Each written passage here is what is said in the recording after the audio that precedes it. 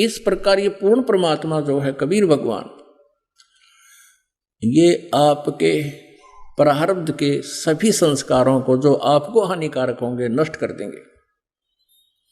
मासा घटे न तिल बधे, विद ना लिखे जो लेखे, और सच्चा सतगुरु मेट कर ऊपर मार दे मेघ। फॉर एवर मेघ मारना, फॉर एवर कैंसल, दोबारा बोए नहीं जा। वैसे तो एक मासा घटे ना तिल बढ़े, जो लिख दिया उसमें कोई अंतर कोई भी भगवान नहीं कर सकता, ना ब्रह्म कर सकता, ना परब्रह्म कर सकता। ब्रह्म को सरपुरुष भी कहते हैं, परब्रह्म को अक्षर पुरुष भी कहते हैं, लेकिन परम अक्षर ब्रह्म ही कर सकता है। तो यहां अध्यात्म ज्ञान से जब आप परिचित हो जाओगे तो फिर आप इस माया की हवस में अपना जीवन नष्ट नहीं कर सकते। आप भक्ति करना और फिर देखना वो समर्थ भगवान है, अन्य प्राणियों से आपको अधिक धन भी देगा यहां पर, लेकिन आपको इतना ज्ञान भी देगा कि इस माया को तू अपना मत समझना, तेरी दुश्मन हो जाएगी, क्योंकि फिर आशा रह जाएगी, यही फिर जन्म हो जाएगा। तो इस प्रकार इस तत्व ज्ञान से आपके ऊपर जितना भी आवरण अज्ञान का चढ़ा हुआ है और जितना भी प्रभाव इन तीनों गुणों का आपके ऊपर है, ये निष्क्रिय हो जाएगा, धीरे धीरे होगा। भक्ति बढ़ाते जाना और फिर ये निसंतान केवल संतान प्राप्ति की ही इच्छा रखता है। अब उसका भी कारण है, उस प्राणी का कोई दोष नहीं, क्योंकि हमारा समाज इस काल की प्रेरणा से इतना प्रेरित है कि जिस भी किसी बहन भाई को संतान प्राप्त नहीं हुई उसने जीर्ण नहीं दे, उसका जीना हराम कर देते हैं। कोई तक कहेगा कि तो बेऔलाद है, इसका सुबह सुबह माथा ना देखना। यहां तक भी इन नकलियों ने हमें मूर्ख बना रखा है। और फिर जैसे कोई रिश्तेदार आता है, दूर की रिश्तेदारी का, पूछता संतान है कोई बहू पे, तो कहते नहीं, कितनी वर्ष हो गए विवाह को? 10 वर्ष हो गए। ओहो, फिर तो दूसरी शादी कर दो, यानी एक और बीमारी पैदगढ़ में गलवा देंगे। वह बहन रोए कि एक और आओगी छाती पे, और उसका ना हुए जब क्या करेगा, एक और जुड़ गया। तो कहने का भाव ये है कि हम फिर इस ज्ञान के आधार से ये मुसीबतें मोल नहीं लेंगे, भगवान पर विश्वास करेंगे। यदि परमात्मा चाहेगा कि आपके हित में है तो संतान अवश्य देगा। यहाँ आपको दिखा दें, एक का 27 साल में जो ने पुत्र दिया, उसकी उम्र उस टाइम 54 साल की थी, 27 के बल्कि ज़्यादा 30-35 साल की बात। और एक लड़की होगी थी, फिर उसके पास कोई संतान नहीं थी, 20 वर्ष तक लगा था। उसके बाद फिर पुत्र हुआ। एक का जो है ना 26 साल में 2 कन्याएं हुई। अब वो क्या करते हैं, संतान न संतान मांगे हैं। परमात्मा कहते हैं कि तुम इस ज्ञान से परिचित हो और मोक्ष को मुख्य रख, क्योंकि कोट जन्म तन भरमत होगे, कुछ ना हाथ लगा रे, कुकर सुकर खरबोया भोरे, तू कौआ हंस बगारे। क्या मांगो कुछ थिर न रहाई, देखत डैन चला जग जाई, 1 लाख पूत 1.25 लाख नाती, उस रावण के आज दीवान बाती।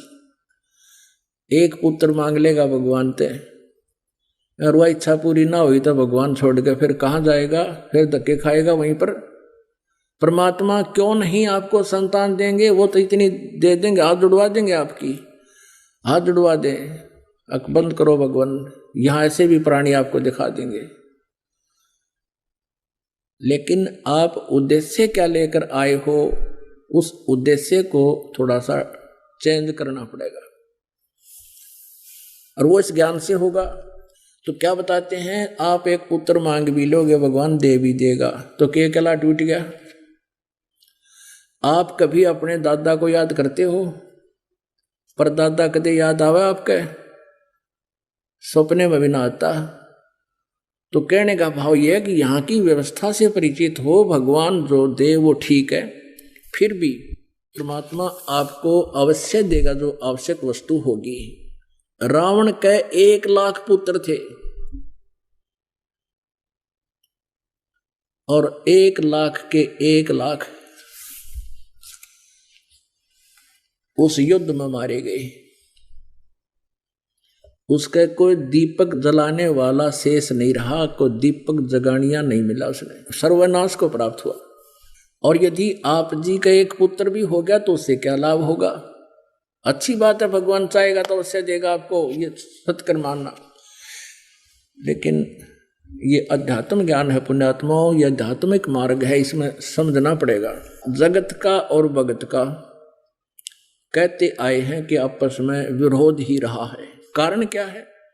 क्योंकि संत यानी भगत के विचार आध्यात्मिक होते हैं और जगत में रहने वाले व्यक्ति के विचार संसारिक होते हैं। संसारिक व्यक्ति तो सन्नी संतान को बुरा मानते हैं और संत निसंतान को बहुत अच्छी आत्मा मानते हैं कि वो बहुत ही नेक आत्मा है। क्योंकि हमने मोक्ष प्राप्ति करवानी है और यहाँ पर हम एक दूसरे के साथ संस्कारों से जुड़े हुए हैं। कोई पुत्र बना है तो पिछले संस्कार से आपको बताया कि एक तो ऐसा बेटा होता है, पिता तो शराब पीता है, हुक्का पीता है और बेटा कमा कर उसकी पूर्ति करता है और ना उसको शराब के पैसे मिले 36 गाल सुनाता है, गाली देता है बेटे को और बेटा फिर उसको पिता को दे रहा है। तो वो पुत्र जब कभी पिता था उस पिता का, कभी वो पुत्र उस पिता का पिता था, तब उसने ऐसा ही उसके साथ किया था। अब वो अपना बदला ले रहा है। एक ऐसा बाप है सारी उम्र कुमा कुमा के रख देता है और बेटा शराब पीता है, काम नहीं करता है, उसके सारे धन का नाश करता है और पिताजी बैठकर रो रहा है एकांत में। उसके कमाए हुए धन को व्यर्थ वो उड़ा रहा है, तो वो पिछले जन्म में बाप था या किसी और संस्कारवश उसने भी उसके ऐसे ही पैसे बर्बाद किए होंगे।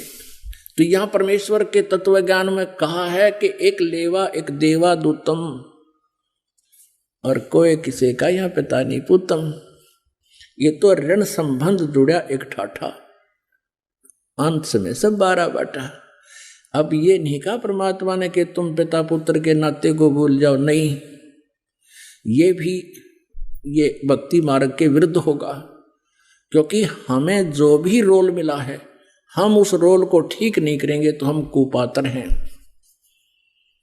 वो पात्र अच्छा नहीं होता, वो किसी ने भी अच्छा नहीं लगा करे। तो जब तक आप जी का जैसा भी नाता एक दूसरे के साथ है, इसको निभाओ और साथ में भक्ति करो परमात्मा की। तो ये समृद्ध शक्ति जो है आपके इन संस्कारों को अपनी वीटो पावर से आसानी से क्लियर करवा देगा, समाप्त करवा देगा इसी जन्म में। आगे आपका एक दूसरे के प्रति कोई संस्कार शेष नहीं रहेगा, फिर आप आगे कहीं जन्मोगे नहीं। उद्देश्य यही होना चाहिए। और जिसके संतान है ही नहीं, वो तो स्टेज पे पहले आ लिया मोक्षाली पे, और अब उसको चाहिए सत भक्ति करनी, समाज की नहीं सुने। तो पुण्यात्माओं, ये आध्यात्मिक मार्ग है। अभी जो प्रथम बार आए हैं उनको तो ये बात समझ पाओ नहीं, क्योंकि वो तो पहली क्लास के बच्चे हैं। और जिनको 2-3 वर्ष 4 वर्ष 10 वर्ष हो गए इस मार्ग पर लगे रहिए ज्ञान सुनते हैं, वो बच्चे हाई क्लास के हैं, उच्च क्लासों के हैं, उनका ये बात आसानी से घर कर रही है। अब जैसे अज्ञानतावश किसी को संतान है नहीं, वो अज्ञानतावश केवल संतान ही उत्पत्ति उद्देश्य रखता है और भगवान से विमुख हो जाता है। कोई इसको बहका देता, वहाँ एक मंदिर में माथा टेक दे, संतान हो जाती है, वहाँ डंडी का धागा बांध जाओ, संतान हो जाती, फिर वो धक्के खान फिर लग जाएगा और यहाँ से दूर हो जाएगा, उसकी के दुर्गति होगी। फिर अब क्या होता है कि फिर वो एक किसी या तो अपने घर में किसी चाचे भाई का भतीजा लेगा गोद, और या फिर कोई अन्य रिश्तेदारी में कोई गोद लेगा। और ये आपको इतना अनुभव नहीं, हमें अनुभव है, या जो बुजुर्ग हो रही है हमारी उम्र के उन्हें भी अनुभव है। अंत समय में क्या होता है कि उस पुत्र जो गोद लिया उसका ब्याह होगा, उसकी पत्नी आवेगी, और फिर खटपट तो यहाँ की पहला काम है इस काल का, ये तो सबके साथ खटपट तो करवावे ताकि इनको शांति बनी रहे। तो फिर वह बूढ़ा बुढ़िया हो जाएंगे, वो निसंतान, और वो दत्त पुत्र उनके पास होगा, और वो एकांत में बैठ के सोचा करें कि हमारा अपना बेटा होता तो आज न्यो ना बोलता ये। तो उनकी बुद्धि पर पत्थर गिर जाते हैं। उनको चाहिए कि उन मिलने जाके जिनके पुत्र हैं वो किसी टाट काट रहे बुढ़िया की, किस तरह बात करते हैं बिना ज्ञान के। और जब ये ज्ञान हो जाएगा, भगवान से डर हो जाएगा, फिर आप अपने बुजुर्ग तो छोड़ दूसरे की भी सेवा करोगे, उनसे भी विनम्र भाव से बोलोगे, उनकी आत्मा को आप दुखा नहीं सकते। और यदि आप किसी वचन से, कर्म से किसी की आत्मा को दुखाते हो तो आप भक्ति नष्ट कर लेते हो। अब फिर क्या होगा, जैसे आदमी तो जैसे तैसे जीवन व्यतीत कर लेता है, लेकिन बहन जो होती है माई, उसको एक विशेष बात खटकती रहती है कि तू बांझ होगी, तेरे को बांझ की पदवी मिल गई। और अंत में वो इसी दुख में मर जाती है कि मेरा संतान होती तो मुझे ये कलंक नहीं लगता। जो परमेश्वर से दूर हो जाते हैं, दूर हैं, नहीं इस ज्ञान से परिचित हैं, भक्ति नहीं करते, उनकी ये दशा होगी। फिर यू काल क्या करेगा उसके साथ, जीवन मनुष्य का नष्ट करवा कर अगले जन्म में कुतिया का जन्म देगा उस बहन को, उसको आत्मा को। और फिर नो कहेगा ले काट ले कसर सारी जामन की, 8-8 कट्ठे जाम पैदा कर ले। फिर सुअरी बनाएगा अगले जन्म में, नेक्स्ट जीवन में। अब 12-12 कट्ठे पैदा कर। अब यहां हम मनुष्य जीवन में जो संतान, उसमें इतनी ममता सतोगुण के प्रभाव से, और पशु योनि में भी वही ममता, वही लगाव एक जैसा। तो पुण्यात्माओं, ये तत्व ज्ञान रूपी रोशनी के अंदर आप फिर इस कीचड़ में बड़ो को नहीं, इसमें प्रवेश नहीं कर सकते। परमात्मा आपको मोक्ष उद्देश्य से यहां बुलाते हैं। जो अन्य आपके कष्ट हैं वो सब नष्ट हो जाएंगे। आपका दारिद्र्य टोटा भी नहीं रहेगा, आपका शारीरिक कष्ट भी नहीं रहेगा। और आपको यदि मालिक चाहेंगे कि कोई संतान ऐसी देना चाहेंगे कि उसको हानि ना करेगी, तो अवश्य वो संतान भी देंगे। और जिनका मोक्ष कराना है, जिनकी ये बात समझ में आ जाएगी, उनको फिर संतान की आवश्यकता स्वयं भी नहीं रहेगी। और फिर भी अगर चाहेंगे तो परमात्मा अवश्य सब कुछ कर सकते हैं। यहाँ बहुत प्रमाण है ऐसे,